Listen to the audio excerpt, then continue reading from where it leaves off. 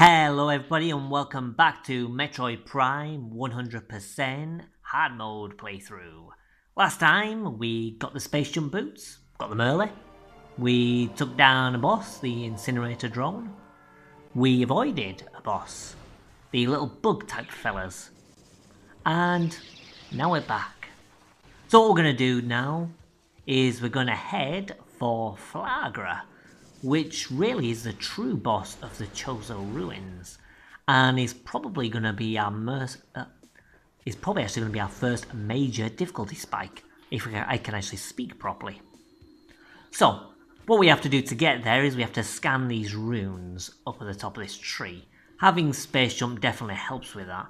So if you look, we can scan over here. Normally we have to morph ball under that, but now we can jump through. Again, we don't have to morph, we can just jump across there. And we can even skip up there just to avoid a little step. These little wasp things at the top can be quite irritating. I started scanning one of them, but to be honest, this isn't the best place to scan them. Later on you'll see me scan one properly, but you know, for now I'm just going to avoid it and concentrate on not getting hit. The main thing is to attempt to get to the boss with full health.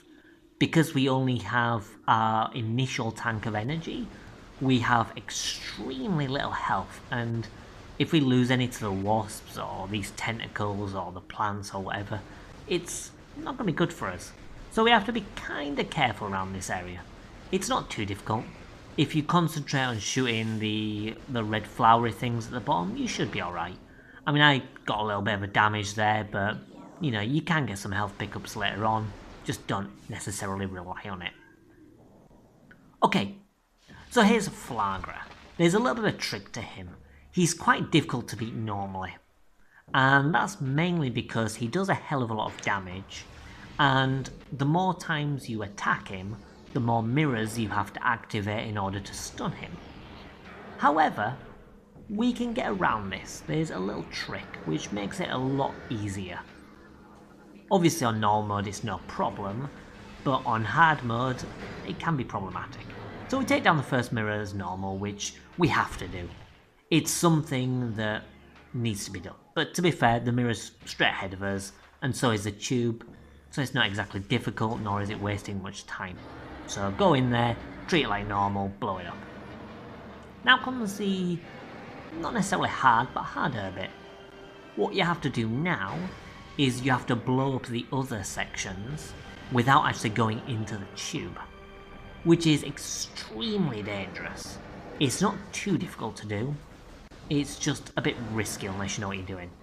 Thankfully we're not too far from the save point, so you can practice it before you go in and try and do it properly. So what I normally like to do is when I first stun him after the initial time, I scan him. Remember, we need to scan these bosses too for our 100%, and then I do a double jump to get across to that section. As soon as you double jump to the right side of that tube, turn into a morph ball bomb, and roll into the water. The reason why we roll into the poison water is because the acid drains a health a lot less than if the vines hit you. Because when you go up there, the vines will attack you. I don't know whether it's because the vines are retracting or what, but either way you can get hit by the vines if you stay up there. If you fall into the water, you'll actually gain less damage. We do the same thing again, but this time we go to the left of the tube. Now don't ask me why it's the right on one part, the left on another, it just is. If you try and do it with the other part, I'm not sure if it's possible, or it might just be substantially more difficult. But either way, do the same thing. Jump across, turn into a morph ball, bomb it, and that will activate the bomb switch without actually going inside of it. The problem is now he's hit me and I've lost a lot of health, but the good thing is we're on the final one. Because we're on the final, we can just do it in the normal way and stun him normally, and it's not going to make much difference. One thing that I would also recommend doing with the other parts, if for the second and third hit you're struggling slightly, then maybe activate one of the mirrors, which I actually do, and it will distract him, because instead of trying to attack you, he'll attack the mirror instead, and it'll just give you some extra leeway to get some shots in and get away from his attacks. As you'll see as well, as you saw, he does some attacks after you blow up the section, instead of going into that stun animation. When the cutscene ends, he may still be attacking, and you may get hit and there's nothing you can do about it. Unfortunately, part of it is luck, but, you know, if you are careful, and as I say, if you activate the mirrors, you should be able to get past it with relative ease. On hard mode, it's definitely a lot more difficult to do, but hey ho. One thing as well, there's a locked door, which you'll need to scan at some point. I do it here just because it's directly in front of us when we pick up the upgrade, so, you know, it's an easy time to get it, but you can do it again at any point. There are a limited number of these locked doors, I think. Maybe later on in the game, you know, if certain fights happen, like when the Chozo ghosts appear, maybe you can get it again then. But either way, now's a good time to get it because you know you've definitely got a moment to do it and you're not going to get hit. So yeah, that's our Varia suit acquired. We don't have much health, but it's not that much of an issue. As you'll soon see, we go through here and there's not really that much to be worried about. There's some like weedy type things that we can scan, but once we go around this corner, we'll get to some crates. If you blow up the crates, here we go, we've got some nice health. It's usually full health upgrades as well, so again, don't forget to scan the health and ammo whenever you get a new one. And then we've got these dudes. I mean, these dudes aren't too difficult to avoid, but if you get hit, you get hit. It's not really going to be that much of an issue because there is a save point soon. Jumping down here, and you'll see there are some wall crawling bugs. Again, take a scan of them, and even take a scan of these wasps, which were attacking me earlier.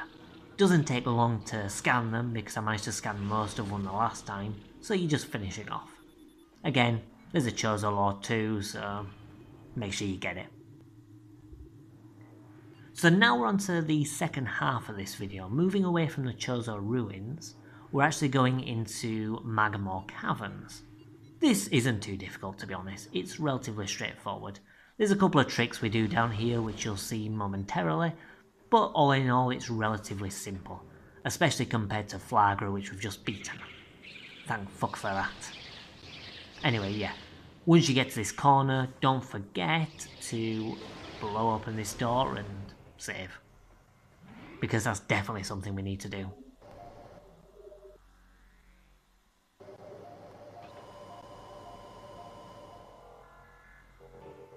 Right, so with that out of the way, let's head on through the rest of the cavern.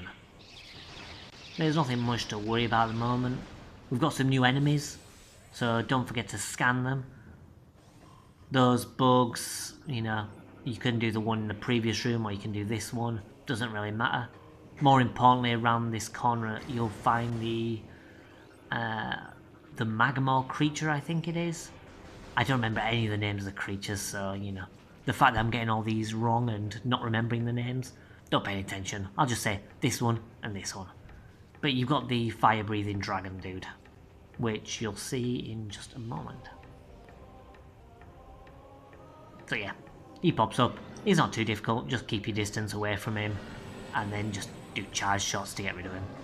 He does a fair bit of damage to you, so I definitely recommend taking him out, but, you know, he's not too difficult to avoid either, so however you prefer. The reason why I take him out is because this pillar, you can actually use a handful of missiles to destroy, and we have an artifact upgrade. Now these artifacts you're not supposed to get until the second half of the game, but you don't actually need super missiles or, you know, any kind of story related triggers in order to get it. You can just get it now, to be honest, and it's all good. Also, while you're up here, you might as well scan those little spore things. It's a safe point to do when they can't really attack you. As you're probably aware about those spore things, it's probably safer to avoid them rather than blow them up. When you blow them up, you see that there'll be poison gas that will explode from them. Yeah, like that.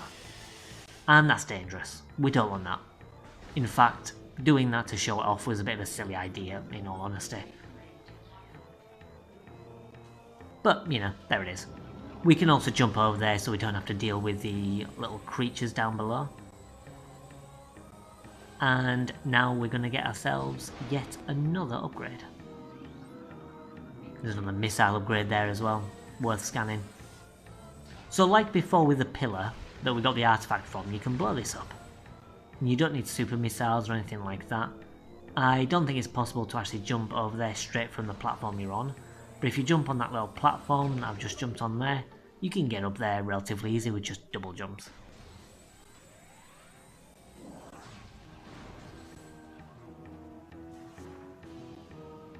Okay, now we're not going to carry on the normal route, we're going to go down here, because we have yet another upgrade that we can gather.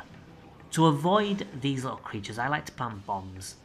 They seem to be attracted by the bombs, so if you plant them, they'll usually, make a tail for those, and it makes them a lot easier to avoid. If you get caught by them, they don't do a right lot of damage, but they put you right back to the start of the area, so it's a little bit annoying more than anything. But you've got full health at this point, so don't worry too much. So that's another missile expansion. We're on 25 missiles already, and we don't even have the actual missile launcher yet. I love skipping items. Anyway, back we go. Nothing much to it, just go through here. You can plant bombs as well for distractions, but none of them were actually near me at this point, so there's not really a right lot of point. But, do as you want. It's hard mode, so if you want to play it safe and plant bombs, then it's up to you.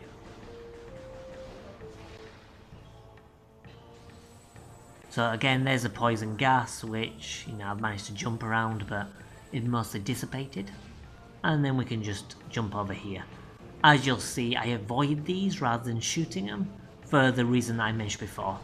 I shot them earlier, which was obviously the worst thing to do, but at this point I can shoot them and it's all fine. Now for this section, there are a couple of turrets at the bottom. Just use charge shots or missiles or whatever to get rid of them. You want to clear them out because they do an awful lot of damage. Like that's took off, 20 odd health or something? So it's nothing to sniff at. And it obscures your vision and your aiming, so it's not good. Now we can actually get up here using a little shortcut. If you see this, we're going to jump on there. So jump on that little ledge, jump on the pipe, then if we turn around, you'll see another bridge. So we're going to be jumping up here. So that's relatively straightforward to do. Jump over here. Don't forget to, take off the lock, which I forgot to do, but there we go. Now, thankfully, we're going to get ourselves a nice little upgrade. Oh, fuck. There's an energy tank up here. So let's climb up, and we'll just use a bomb double jump. I mean, this is a standard part of the game, which, it's necessary to get this upgrade, so it's not like a special speedrunning technique or whatever. Just get the timing right. Plant a bomb, wait a while, plant another bomb, and then once the first bomb knocks you up, plant one in the air. And you should do a double jump like that. Really simple to do, and as I say, it's pretty much a central game mechanic, so there's nothing really too much to worry about. Right, so now we're ending the video. We're through to Phendrana Drifts, and aside from like a few scans of some new creatures, we're just gonna head for the save point, to be honest. As such, I'll leave it here, and I'll see you next time where I continue my walkthrough of 100% hard mode. See you next time, bye.